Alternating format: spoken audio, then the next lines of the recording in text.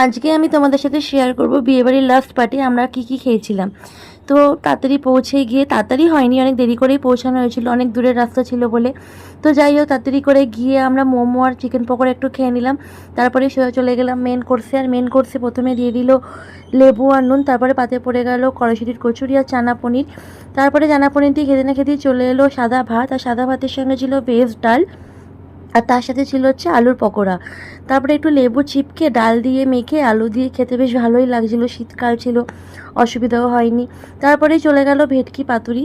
আর ভেটকি পাতুরিটাও হয়েছিল লাউ পাতা দিয়ে সামথিং, আমার ঠিক মনে নেই। তো যাই হোক, ভেটকি পাতুরিটাও খুব ভালো হয়েছিল। ভেটকি পাতুরি খাওয়ার পর চলে এলো ভেটকি মাছের কাটা চচ্চড়ি বা সামথিং কিছু একটা ছিল, কারণ কাতলা কালিয়াটা শেষ হয়ে গেছিলো। ভেটকি মাছের কাটা চচ্চড়ি দিয়ে খাওয়ার পর চলে এলো শো স্টপার মটন কষা। আর গ্রামের দিকে যেহেতু বিয়েবাড়ি ছিল, তাই মটনটা একদম পিওর রেয়াজি খাসি ছিল, মানে ভীষণ টেস্ট ছিল। তো তারপরে চাটনি পাঁপড় মিষ্টি তো থাকে, আর আমি যদি এগুলো খাই না তাই ভিডিও করিনি। আজকের ভিডিওটা এখানেই শেষ করছি, দেখা হচ্ছে নেক্সট কোনো পার্টে। ততক্ষণ ভালো থেকো, সুস্থ থেকো, সবাইকে ভালো রেখো। আর আমার ভিডিওগুলো ভালো লাগলে প্লিজ লাইক, কমেন্ট, সাবস্ক্রাইব করে পাশে থেকো। টাটা।